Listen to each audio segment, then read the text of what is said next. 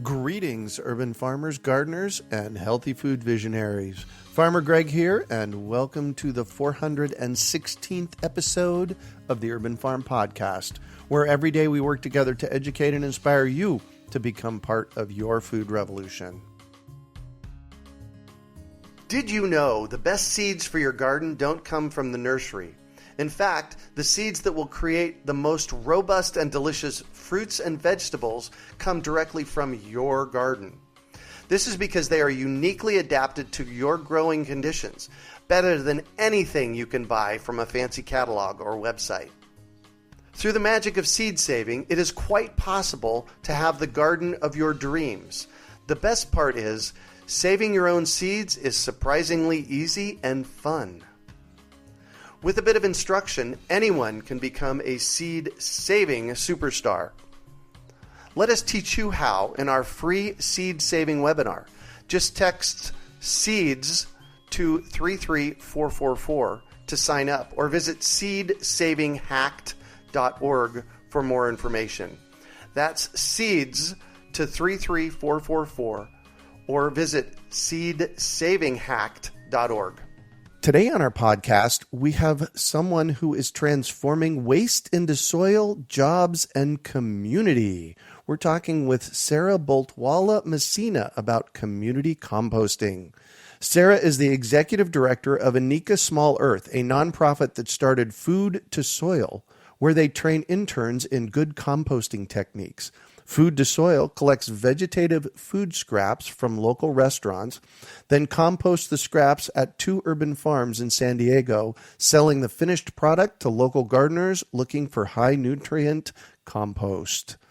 Inika Small Earth is a charitable organization working to enhance the network of community composting hubs across San Diego. Their aim is to build the collective capacity to transform food scraps into soil and jobs for the community. Welcome to the show today, Sarah. Are you ready to rock composting? I am, Greg. Excellent. So I shared a bit about you. Can you fill in the blanks for us and share more about the path you took to get where you're at today? Yeah, in a simple sentence, I was headed to the Wall Street and fell into the dumpster along the way, and I've just been in it ever since. I have a business background. I was born and brought up in India. Mm-hmm. I came to the United States to get an MBA and worked in the traditional finance industry for over a decade. Wow. And then I decided to just take a break. I had 2 little kids and just wanted to take a break and find something, spend more time at home and, find something different to do, and fell into this waste world really by accident. And I've worked in it for the last 10 years now. Mm-hmm. And 3 years ago, we decided to form Food to Soil, mainly because I realized that if waste is a resource, then as a society, we have failed to put value to that resource. Amen to that. And I'm on a mission to figure out ways to find value in that waste stream. And that's how Food to Soil as a social enterprise was born. Wow. Well, so I want to go back because you made a really fun statement. You said you fell into the compost pile. How did you discover this? 'Cause there's got to be a story there. Yeah. So it all started with me and a group of other parents trying to start a recycling program in my kids' school. Mm-hmm. They were in elementary school at that time. And we were just, naive parents, new moms that were trying to get all the bottles and cans in the blue cart. And we realized it was really difficult unless we literally dug through the trash cans and separated out the bottles and cans. Mm-hmm. It was just not happening. And because I have this business mindset and I try and follow the money, I realized that one of the biggest problems was that there was no financial incentive for anyone to do the right thing. Right. So that's how it all started. I just realized, if our original plan was to actually start a composting program and a school garden which would feed the cafeteria, with the produce grown in the garden. Uh-huh. But the principal said, the school garden is something it's a high commitment. Why don't we're struggling with recycling? Why don't you guys start there, and then we'll amplify and go to the garden and start a garden. And so that's how we sort of, started the recycling program. And I realized that if you were having so much trouble with just recycling, getting people to move 1 inch basically from the trash cart to the recycling bin, Uh-huh. it was going to be a hard sell to get people to commit to a school garden, work on it, feed the cafeteria, get all those logistics in place. And so we gave up on that recycling program. It didn't go anywhere. But my journey started in trying to find those financial incentives for people to do the right thing. And so that's why I said I fell into the dumpster on my way to Wall Street. Oh, how fun. So one of the things that I know about the Phoenix market, we have 4.4 million people here, is that we have something insane like 1,100 tons of food waste a day that is thrown away here. So I'm sure that you're dealing with something at least of that magnitude in San Diego. How are you dealing with that? And it sounds like you're going into community composting rather than individual composting. And how is that different? So community composting is basically where we pool in the resources or the food scraps from everyone in the community and compost at a centralized location.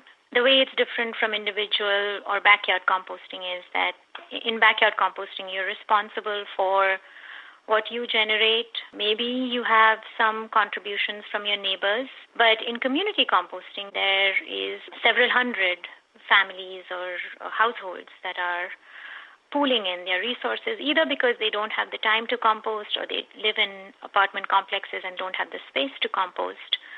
And so that's sort of the difference. And then the next step up is commercial composting, where you would, a hauler would send a truck down in the city through all the neighborhoods and collect all the scraps, and then it's taken to a very large facility where it's either composted to make soil or it's thrown into an anaerobic digester, which generates methane, which is an energy source, and the digestate can be used as additive to the soil. Oh, right. What's left over. Right. So are you finding that there's a lot of food waste available for you?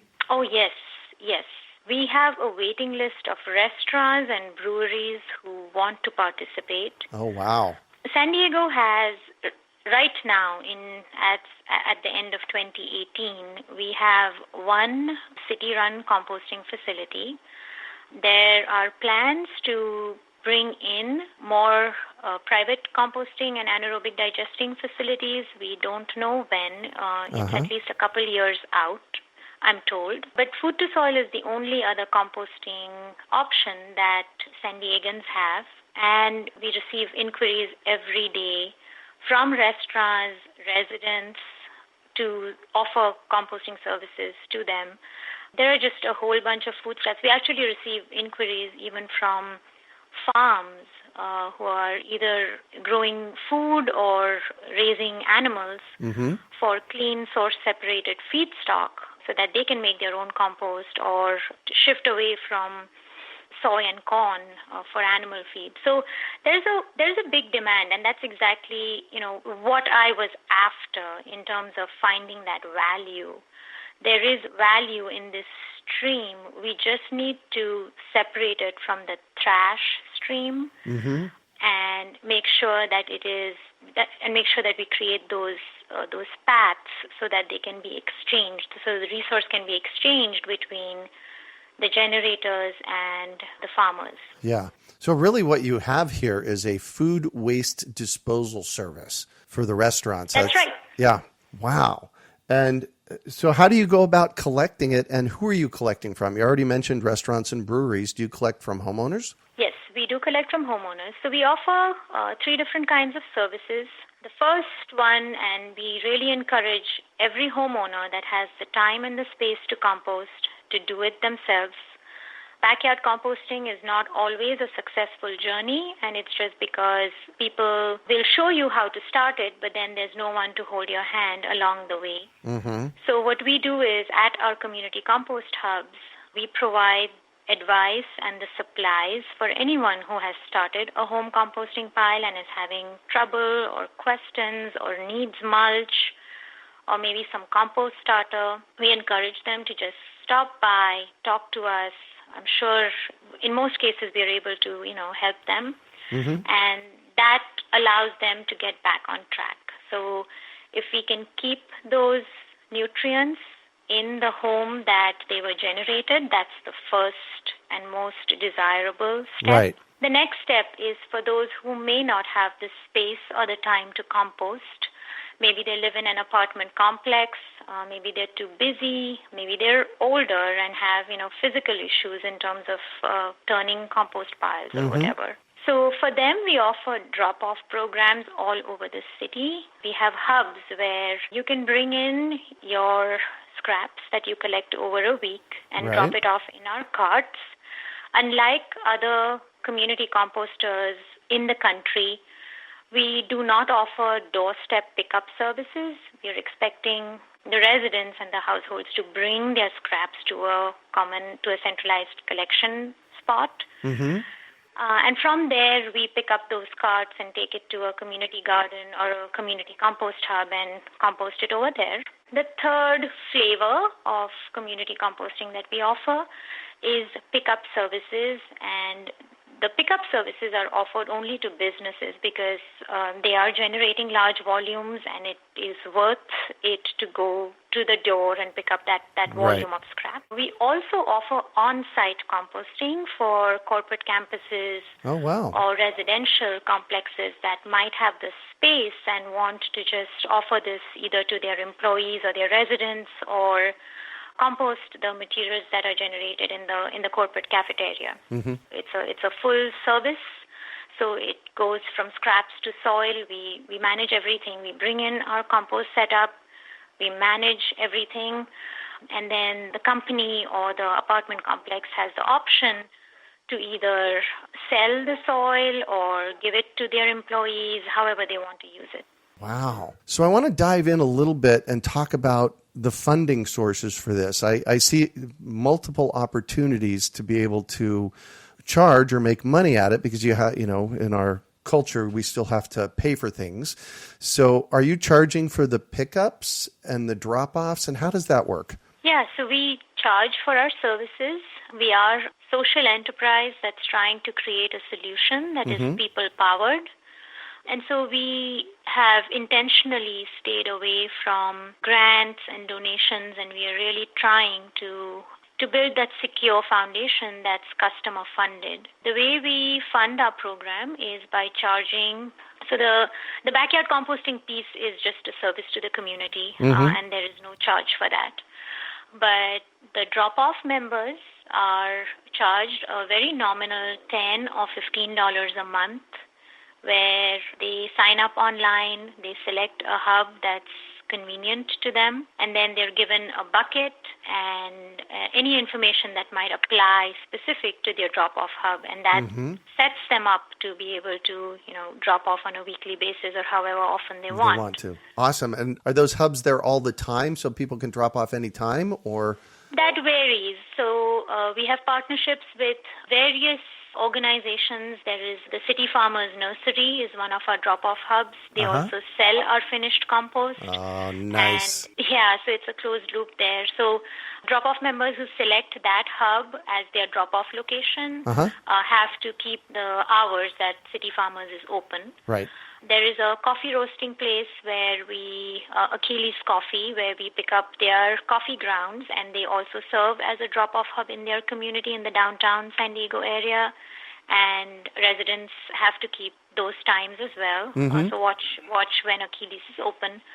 All our community gardens where we compost also serve as drop-off hubs. So in those places, residents can just drop off anytime. We encourage them to drop off during daylight hours because community gardens don't always have, light and stuff. Right. So just during daylight hours is great, but they can drop off at their convenience. Wow. We have things set up where they can access it without having to come into the community garden. Uh-huh. So it just varies depending on where the hub is. Perfect. So before we go past that, what you're asking for is basically for the community to contribute a little bit to you, Yes. like $15 a month, to be able to drop off their food waste. Yes. How is that going over with the community? Are you getting a lot of people saying, yeah, I'm interested? Yeah, we are very surprised by that. I mean, remember that San Diego is one of the few cities where the city offers free trash collection. Uh-huh. And so many residents, and that's what we had thought this will not go well with them, where, they have to now pay first and then drive and then drop off their scraps. Mm-hmm. But interestingly, there's, the new generation who live in multifamily complexes, high-rises, and they're looking for this service. They want to do the right thing. And they are open to this. And we were also very surprised that there's a considerable, significant population that wants to compost and understands the benefit as well as the costs associated with running such a service. Wow, how exciting is that? You must be stoked that the community's into it. Yes, we absolutely are. San Diego is an incredible city to offer this program and be in, and we've had our ups and downs with the city and the policymakers. Mm-hmm. So all along that, the community has really supported us all along that. So we're really, really fortunate to be here. So I just want to get this straight. So you charge $15 a month for people to drop off from homes all the compost that they want to bring you. And they don't get anything else in return except the good feeling of dropping off compost to you. That's right. We offer a member benefit program where they can get a bucket of finished compost if they want. But most of our members live in apartment complexes or they don't have the time to garden. So they don't really avail of that finished compost. They don't have use for it. We also offer just, benefit programs where we'll organize some informational tours or offer discounts to local businesses. And we're just getting started on that member benefit. So, most of our members did not sign up for the benefits. They just see the value in doing this. Excellent. And so I want to ask you maybe a little bit of a edgy question. And do you have, 10 or 20 people that have signed up for this? Hundreds of people that have signed up? Thousands? How many? No. So we have about 50 members signed up. Uh-huh. Our drop-off program didn't start until February of this year. We had to make some changes to the municipal ordinance. So we did not roll our drop-off residential program until the city made those municipal ordinance changes. Yeah, so we have about 50 members. We have about 7 drop-off hubs, mainly in the downtown and surrounding areas. Wow.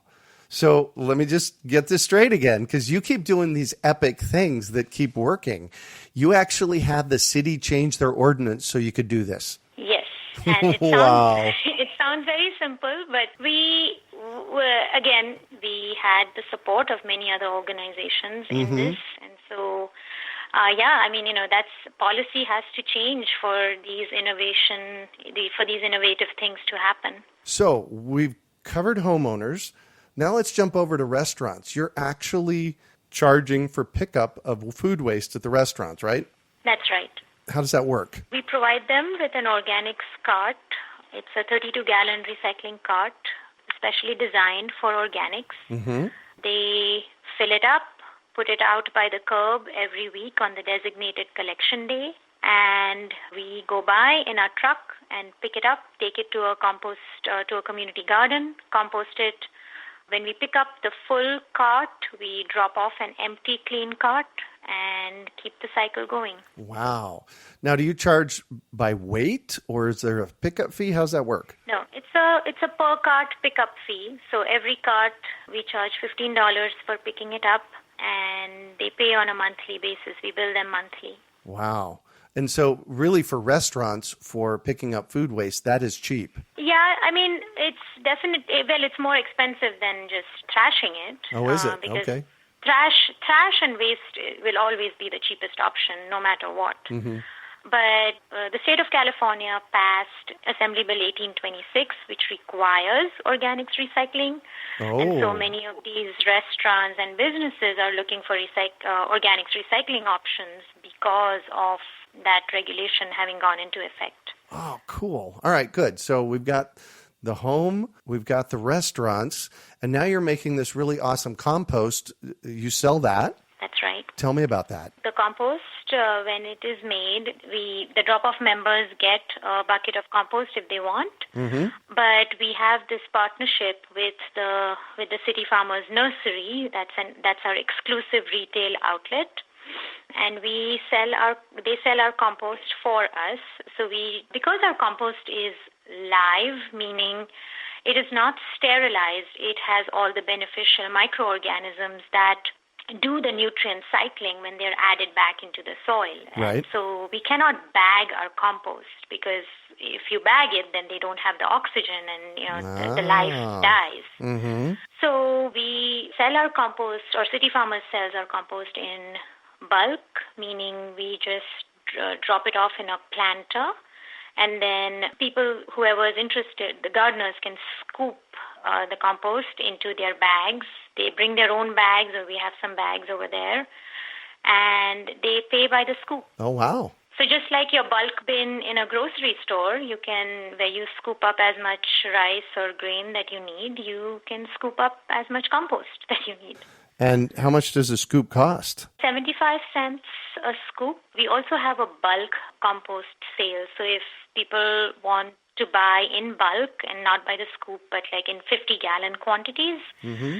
they can come to the community garden, and we sell the bulk compost at $1 a gallon. Wow. This is a really amazing model that you're putting into place. Are you going to start documenting this model so that other people in other cities can do it?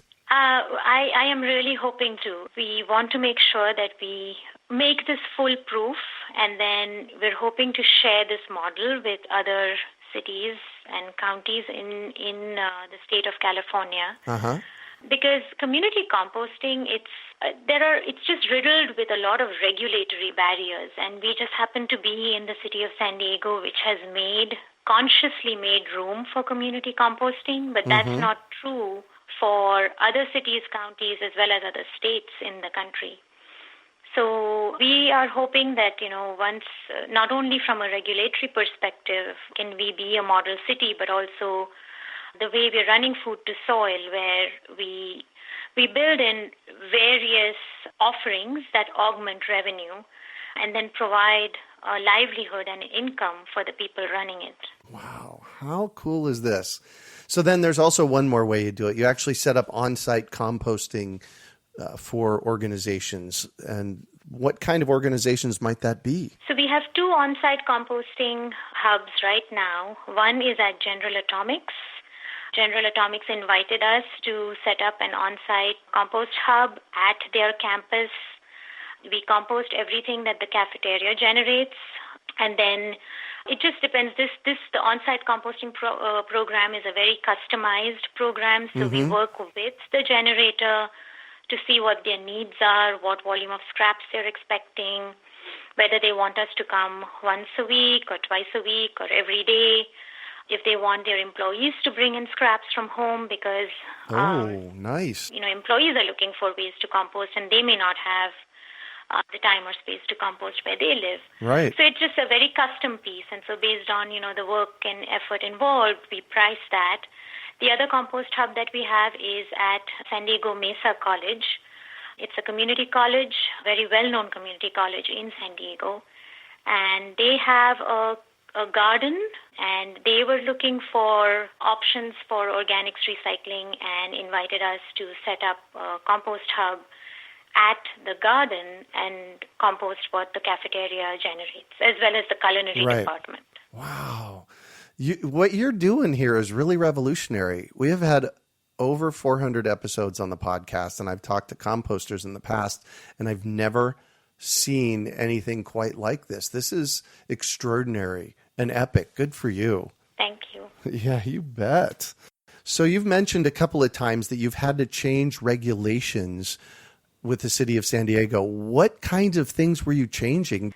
So to be able to compost, to be able to collect scraps from businesses and residents in the way that we wanted, where we wanted to charge for the service so we could pay the people collecting and composting the scraps, we had to interface with the hauling regulations. Oh. And hauling regulations in the state of California, and I'm told across the country, are extremely rigid and unfavorable to these people-powered solutions that we are advocating for. Basically, the waste stream in many cases is assigned to one or two hauling companies. And at that point, they have the first right to your waste, and they have the ability to charge you for picking up that waste. Food waste is a part of that solid waste. And so when a community composter comes in, such as us, comes in and says, restaurant, we will take your scraps and compost it, don't put it in the dumpster, we have opened up a can of worms at that point, because we are now in violation with the hauling rules that the city or the county might have. Wow. Because we are now acting as a competitor to the hauler by making a claim on that waste stream, even though the hauler is landfilling it, whereas we are composting it. So basically the city had, in the municipal ordinance, it had provisions which said that you cannot charge for picking up any waste. You can pick it up for free, but you cannot charge the generator for it. Or the generator can self-haul it to wherever they want. So they could bring the scraps to us, but we couldn't offer that service to them where we pick it up from their doorstep. So this is common for all of California. So that's the hauling end of it. There are also regulations which go into zoning, where zoning prevents farms and ranches and community gardens from bringing scraps from off-site. So you could compost what you're generating on-site, but to bring up nutrients from off-site, you would be violating zoning provisions. We were sort of a gray area because Food to Soil is a collective. I forgot to mention that. We are a collective of gardeners, restaurants, and residents. So in a way, we were doing a creative interpretation of the law of the ordinance at that time by saying that because we are a collective, it is like self-hauling, because the individual is assigning basically their right to the collective to do this on their behalf. Oh, very good. It was a creative interpretation of the ordinance, and good we were for in you. a gray area. Yeah. But we also knew that we are in a gray area and that we need to get clarity on this from the policymakers if we want to expand. We cannot expand as a loophole or as a gray or in the gray area. So City of San Diego actually in 4 or 5 years ago had created a designation for small recyclers, where they were allowed for small recyclers who they didn't need to have the franchise hauling license. They could just be small recycling companies, and they could collect recyclables as long as they kept their operations to under 1,000 tons. But what the city did in 2016 was they said that food waste is excluded from the definition of recyclables. So that's where we went in, because at that point, Food to Soil would have definitely become illegal. So they were basically picking us up from the gray area and throwing us in the non-compliant group by specifically putting in the language that said food waste is not a recyclable. So we just, we had to fight with the city. We had to go meet with all the council members, and of course they didn't know, the background of what had happened. Right, you had to educate them. Exactly, we had to educate them, and it was a very elegant solution in the end, where all we did was have the the city put in the fact that food waste, vegetative food scraps, so that means no meat, no dairy. Mm-hmm. So vegetative food scraps would be considered a recyclable, and small recyclers would be allowed to haul that stream as long as they kept it under 1,000 tons a year. Oh, wow. That was quite a project just to get you started. That's right. Yeah, so actually, we were operating. We started operating in 2015, and we knew that we were not fully legal, but sometimes it's easier to ask for forgiveness than to ask for permission. Yeah. And with a lot of these innovative ideas in farming and waste recovery, I think policymakers are looking for viable examples Yes. to base their policies on, because there are a lot of great ideas, but, it's not the government's job to... Government cannot be the venture capital funder, right? I mean, Right. They can't make bets on what works and what doesn't. And so sometimes you just have to go out on a limb and make those fair assessments of, what happens if this were to go wrong. In our case, we said, what's the worst thing that can happen? City will come and shut us down, and what do we have to lose except a couple buckets?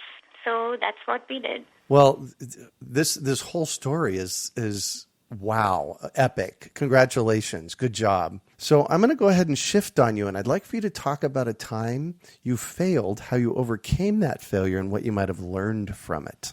I've failed many times. I think what I really want to stress on is that it's not really about failure and how you overcome it.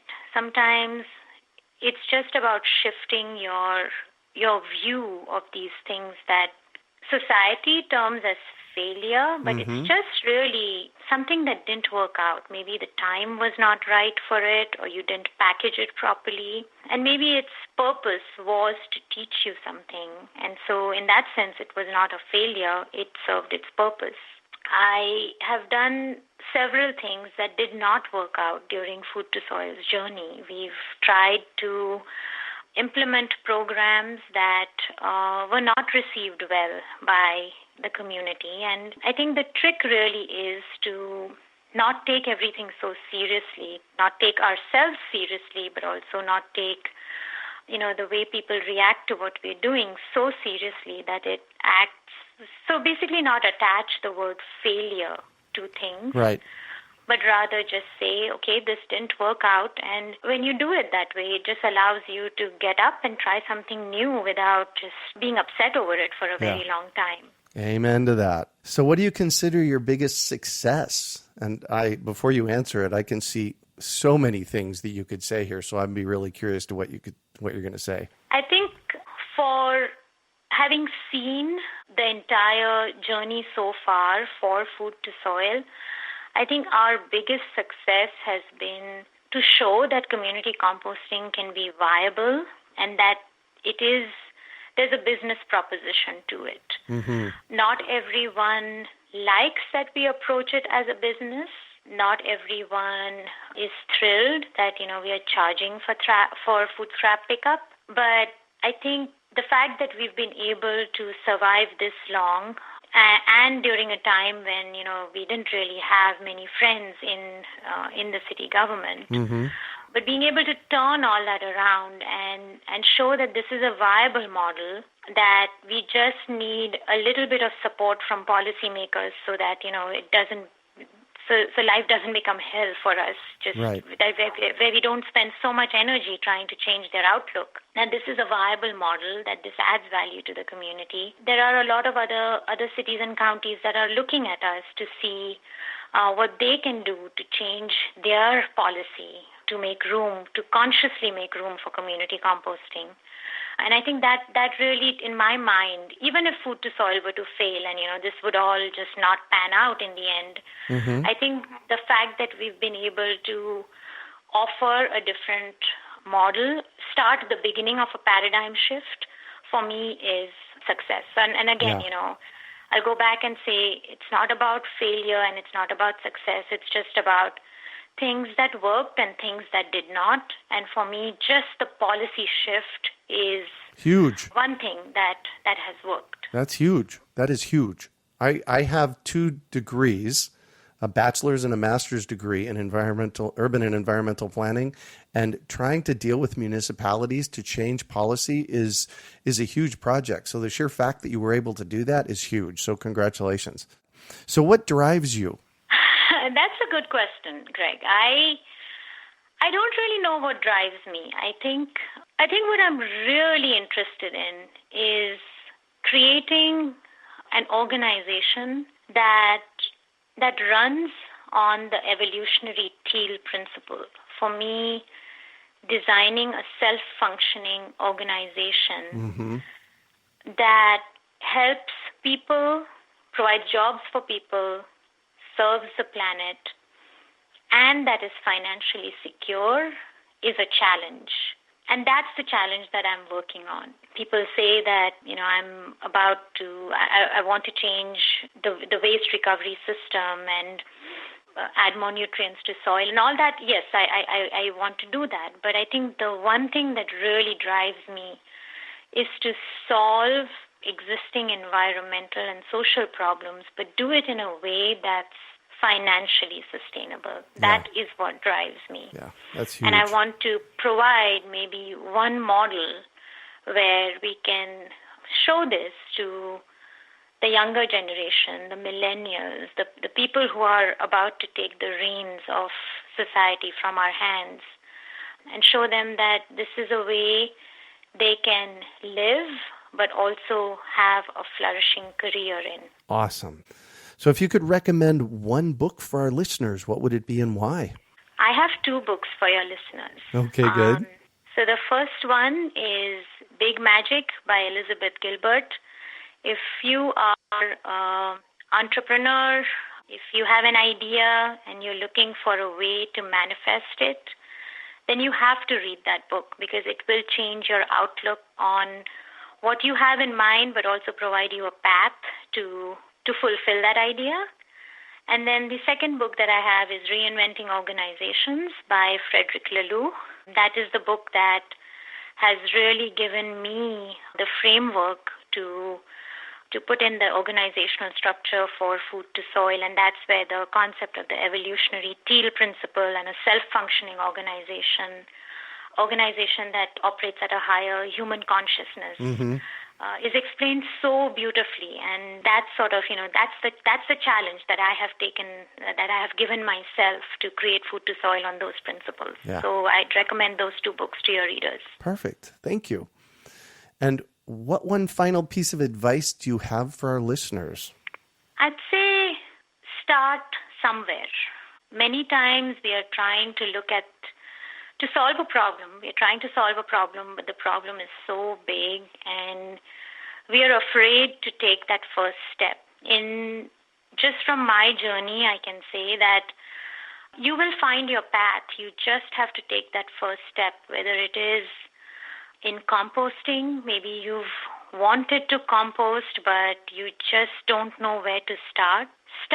Take that first step and things will fall into place. Make sure that you don't send your nutrients to the landfill. Start a compost pile in your backyard. Find a neighbor who can take your scraps and compost it. Feed it to animals. Find a drop-off program. There are various options. Start somewhere. And if it's not composting that drives you, if there's something else that you're trying to solve, just take that first step and everything else will fall into place. Nice. Well, thank you so much for joining us on the show today, Sarah. Thank you, Greg, for having me. I really enjoyed talking with you. You bet. So how can listeners get a hold of you and find out more about this amazing program you put in place? So the first step is always just go on our website. We update it frequently. The website address is www.foodtosoil.net. The 2 in food to soil is the number 2. You can also, we have a very active Facebook and Instagram platform. So just look us up, Food to Soil, again on Facebook and Instagram. And if you need to reach us, you can email us at info@foodtosoil.net. Excellent. You can also find show notes from today's podcast at urbanfarm.org/food to soil.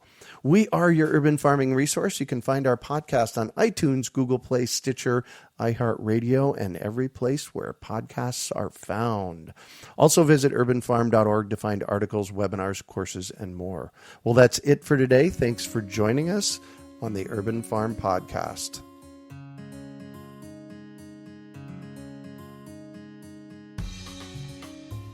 Claiming your inner urban farmer is easy. Grow food, share it, and name your farm. Then let the world know you're an urban farmer while supporting our podcast. Pick up your Urban Farmer bling, hats, and t-shirts at I'mAnUrbanFarmer.com.